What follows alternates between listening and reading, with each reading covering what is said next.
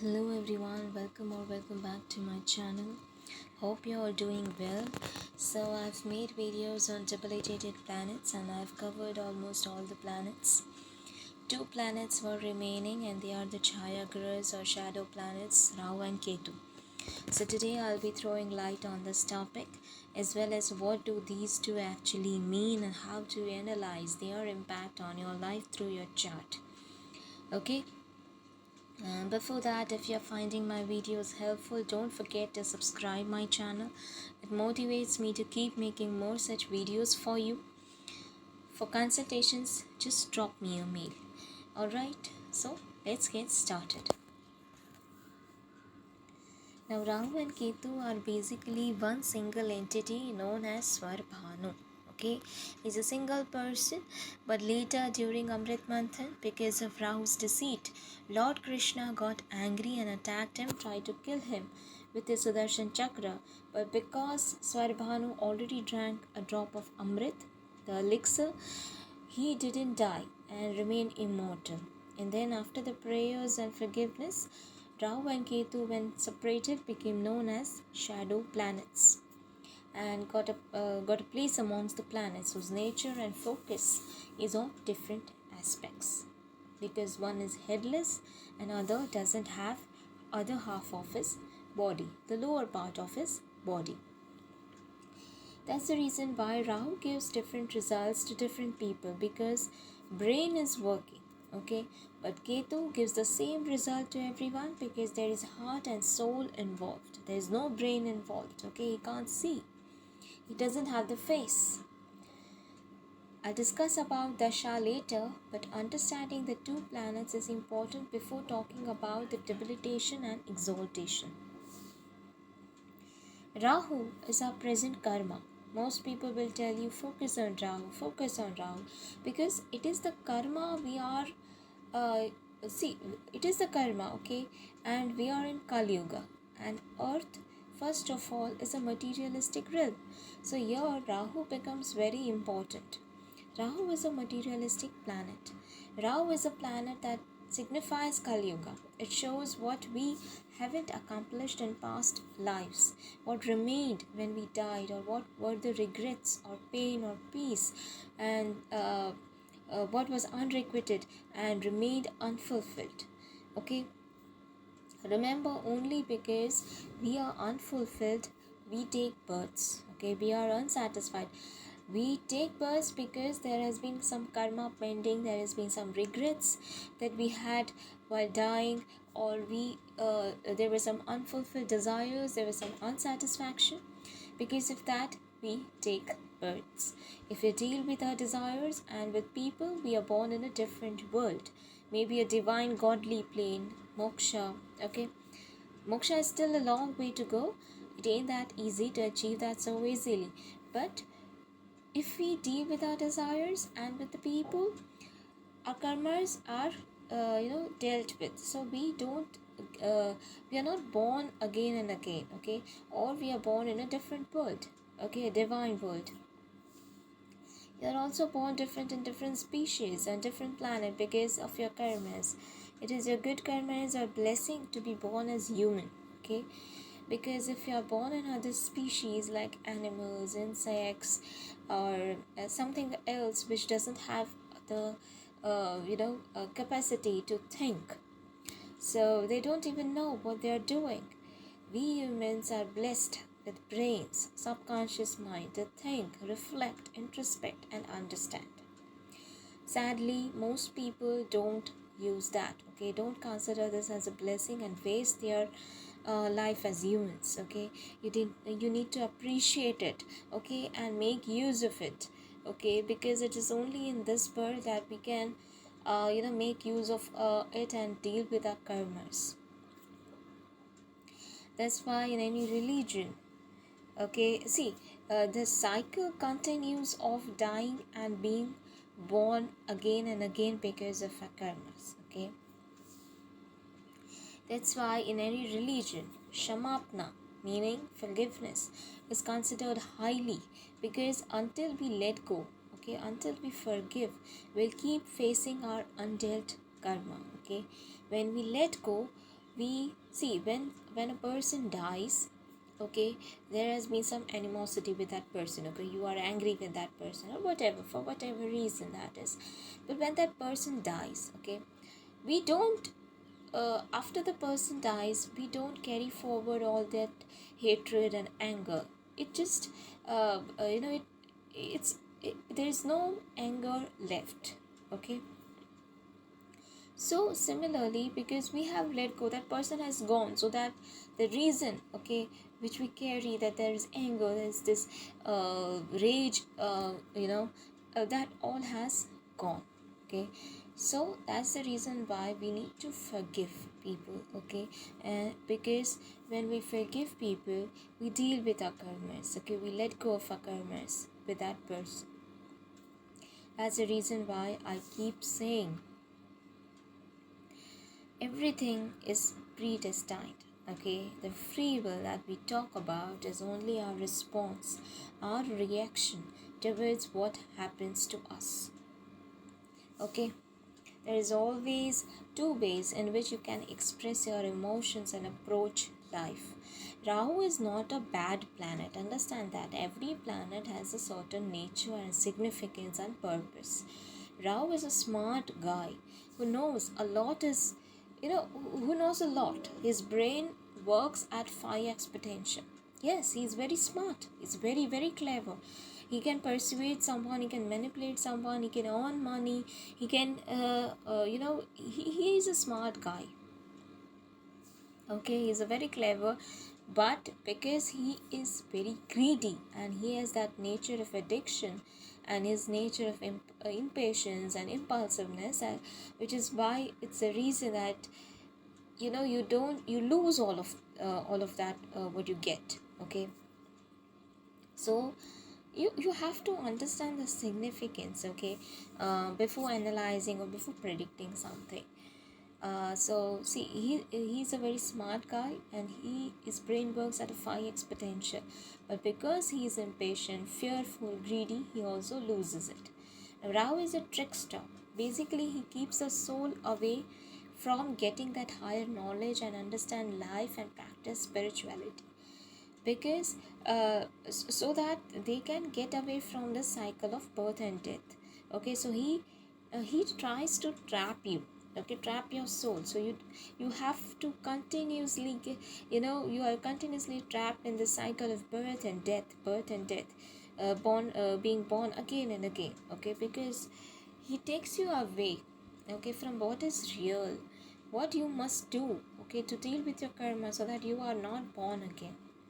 So always understand that whatever Rahu is, okay, do not try to do that, okay. Do not try to get trapped into the significance of Rahu, okay.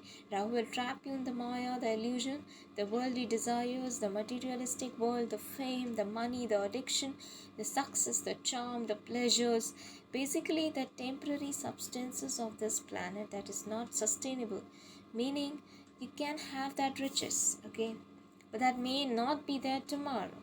Who knows, right? Do you know tomorrow? Have you been writing your destiny? No, you are not writing your destiny, okay. So you don't know if this will last or if this will not last. Just like a relationship, okay.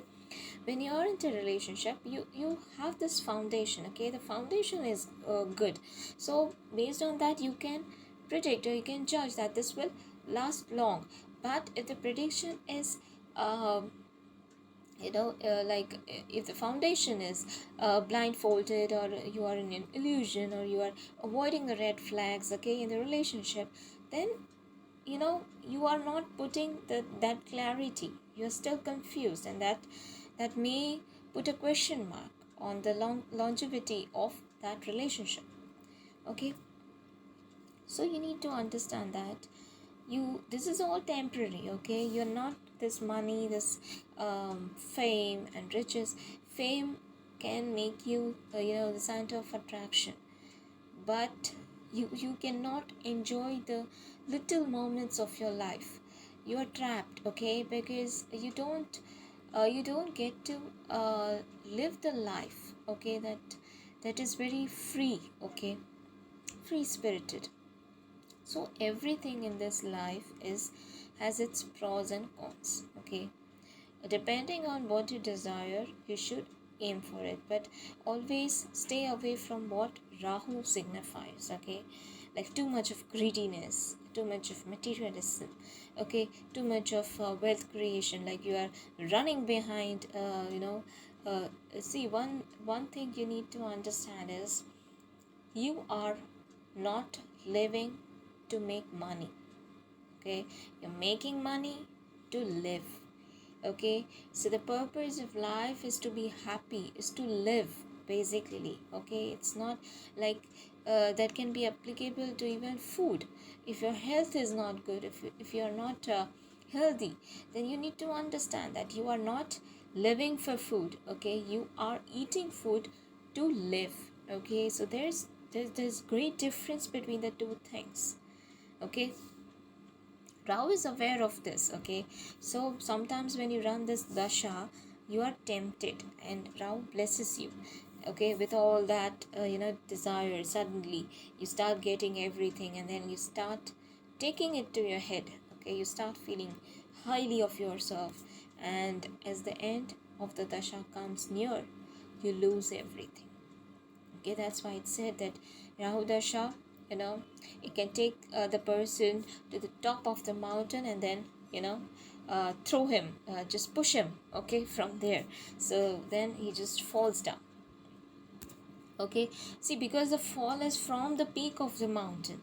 Okay, but if you stay humble and understand that these things won't give your soul freedom, okay, you will just fall flat.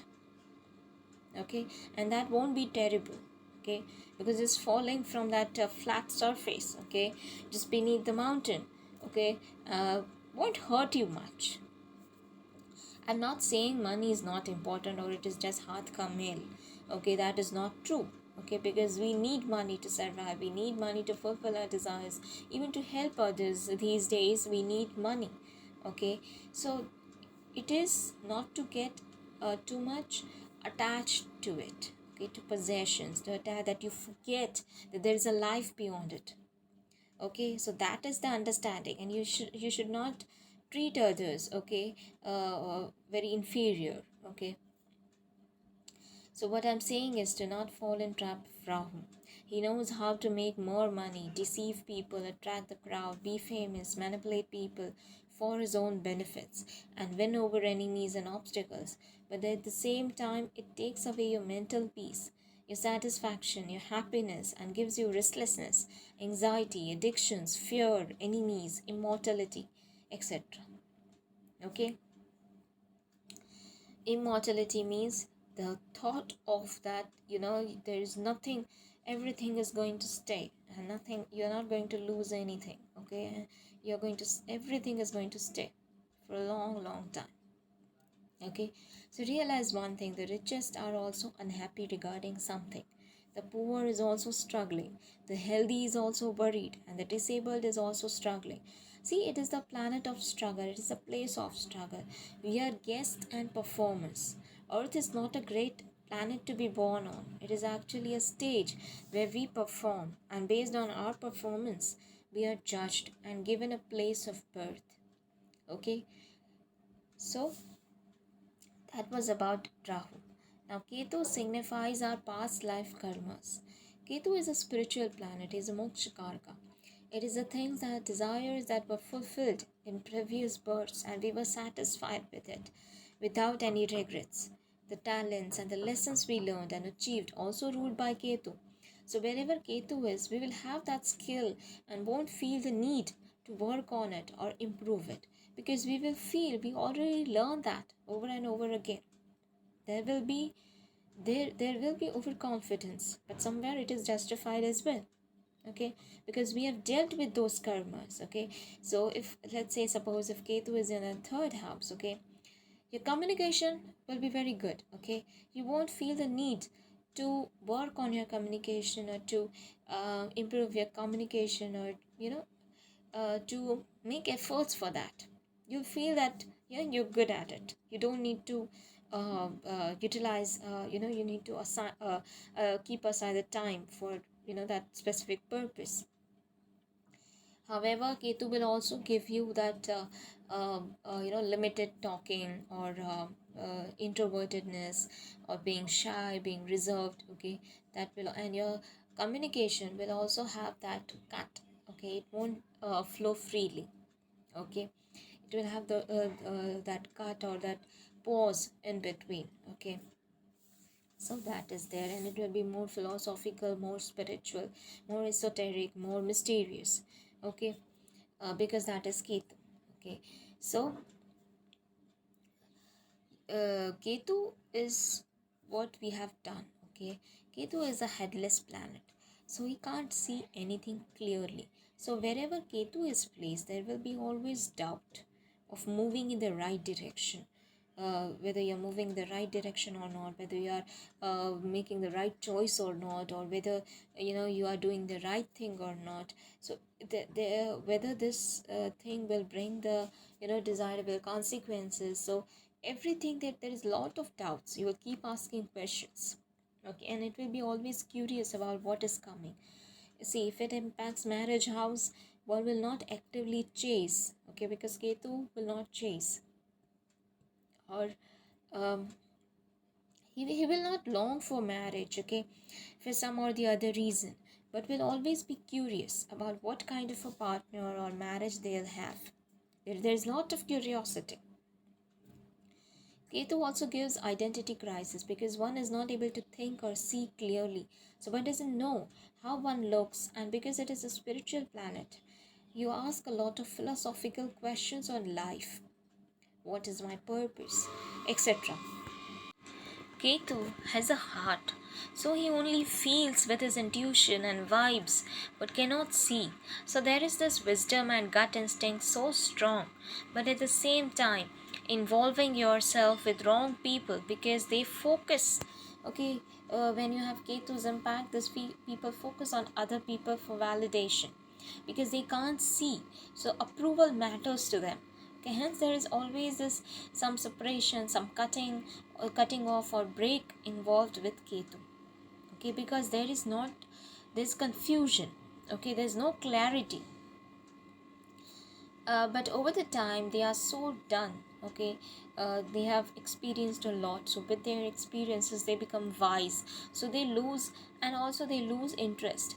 Okay, and becomes detached because they are so tired of their desires shattering over and over again, and all that drama, okay, that they have dealt with, that they feel it is not worth longing for it now, and they accept it without any expectations. So basically, getting detached and devoting their life to other purpose, mostly divine and spiritual. Okay, he is a healer, because when you are truly hurt and damaged, you don't want others to go through the same thing. Okay, Rahu is a fog. Okay, where you can't see clearly because everything is illusion. Okay, you cannot have that clarity to see. Like if it is health issues, okay, it won't get diagnosed. Okay, what exactly is troubling you, you won't be able to get cured. Okay, because doctors won't be able to diagnose what actually the health problem is, because Rahu is a fog. Okay, there's this there's this illusion, there's this confusion. Okay, you know that there is something, okay, but you cannot see. Okay, and with ketu isn't a fog. Okay, it heals you, it wants to help you, but condition is you understand you are a temporary soul, and realize your karmas by reflecting and introspecting and thinking intuitively, and being in one with nature using naturally available sources like Ayurveda, herbs, etc. Okay, now ketu with ketu, okay, because ketu cannot see, that's the reason why there is no clarity. Okay, so because see, both of these planets are the same thing, there's lack of clarity, and with time, with experience, you build that clarity, you get that wisdom. Okay, so that's the reason why Rahu and Ketu gets matured, or gives good results, better results when you turn mature, like when you are 40 plus. Okay, so that was about Ketu. Okay, Now, being Chaya grahas, okay, there is different ideology about their exaltation and debilitation. Some people are of the view that Rahu is exalted in Taurus and Ketu in Scorpio, because Rahu signifies material wealth and Taurus is the original second sign signifying finances. And Scorpio is a deep sign of wisdom and one of the moksha houses, where Ketu is a moksha karka. So it's a sign of sudden transformation. Now you only grow and change into a better person once you are suddenly shaken, okay, by some traumatic situation or damage or uncertainty. And when you unravel deep dark secrets, deep dark truths, that you become more wise. Ketu is understanding the deep truths because he is the planet that cannot think but can feel, just like our soul. That's the reason why spirituality is considered highly than religion or faith, because doing fast and religion, okay, religious rituals or prayers or learning religious scriptures may give you the understanding of what is morally right and increase your punya or good karmas. But ultimately, if you want to free yourself, okay, because Ketu is about moksha. Moksha is not easy, okay, it is not like a cakewalk. It is something that you achieve only after, going through a lot and letting go of a lot. Okay, it requires like divine, supreme divine soul, okay, and supreme divine courage, okay, to have to gain that moksha. It is not easy, but ultimately our soul wants freedom, okay, because that is the ultimate goal of our soul. So if you want to free yourself, get enlightened, you have to apply that at a soul level, from the heart. Be detached, be self-aware before performing karmas. Be aware of what will be the consequences if you do this thing. Be aware, be sensitive before hurting others, before making fun of others, before treating them inferior, okay, being kind, being humble. One word or sentence, okay, of yours can make someone's day or spoil someone's day, okay. Like you could be the reason that someone is smiling today, or you could be the reason that someone feels bad about themselves. It depends on you, and that karma that you do, that good karmas, okay, will come back one day. It comes, okay. Nothing, no good karmas goes away. It's all whatever, everything comes back, okay. So, and what is the reward you get of laughing off at someone, or being harsh or unkind to others? It doesn't make you superior. Rather, it creates one more bad karmas, okay, because that person felt bad, okay. So there's this karmas that you created. It is said in Hindi, शरीर नश्वर है, okay, तप से तन प्रज्वलित होता है, मन से आत्मा. Meaning, the body is going to burn into ashes someday, okay. The fast and rituals you do is good for your body and this life, but whatever you do from your heart, your mind and your thoughts, it directly impacts your soul, okay, and it brightens the soul, okay. The soul gets its food and the soul gets freedom, okay. So then some are of the view that Rahu is exalted in Gemini and Ketu in Sagittarius. Reason being, Rahu is a planet of greed and he is a courageous risk taker. So Gemini is the original third house of courage and self-efforts. Now Rahu is also a businessman who is very good at manipulation, persuasion, psychology and diplomacy. So does very well in the sign of communication and marketing and even politics. Ketu, on the other hand, is all about reflection, introspection, moksha, intuition, spirituality, psychology, mysticism. And in the sign of Dharma, Sagittarius is the original ninth house, okay, representing luck and Dharma. It signifies faith, travel, reading scriptures, to understand the world, the Maya, and to be able to focus on the Dharma, the righteousness, the traditions, ethics, morals. Okay? And then there is also belief that Rahu is exalted in the sign of Virgo and Ketu in the sign of Pisces. Reason is obvious. Okay?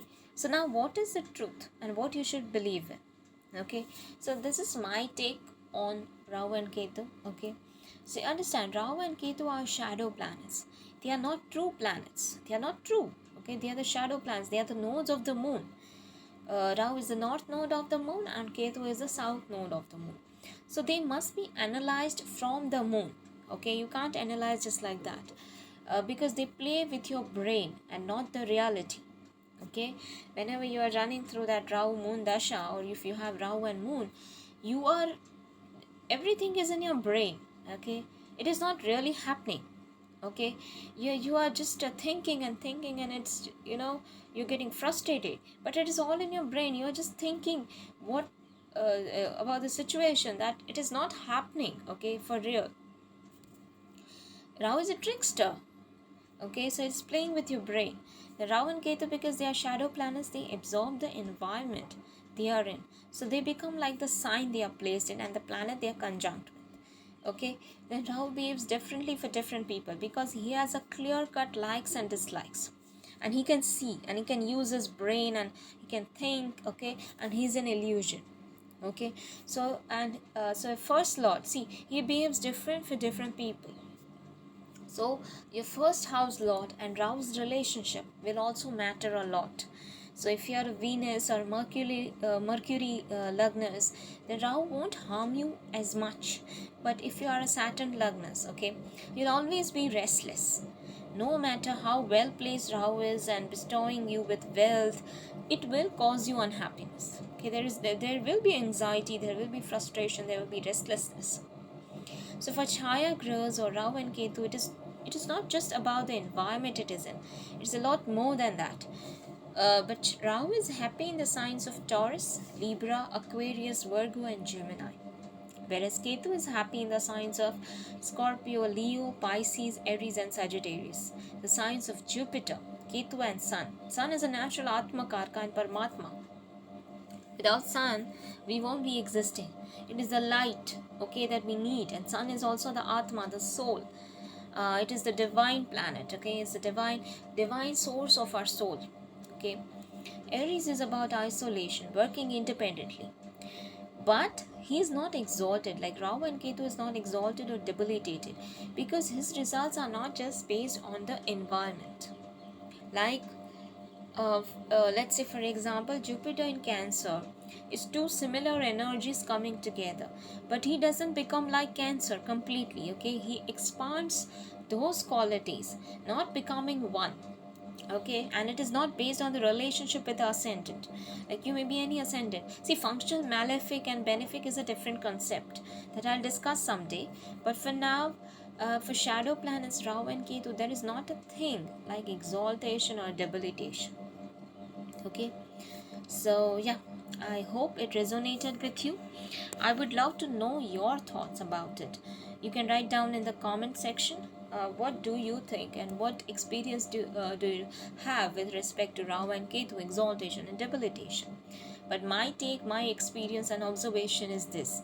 Okay, this was my observation and analysis for these two planets, the Chaya grahas, the shadow planets Rahu and Ketu. Okay, so that was all for today. Thank you for watching. Om Shanti.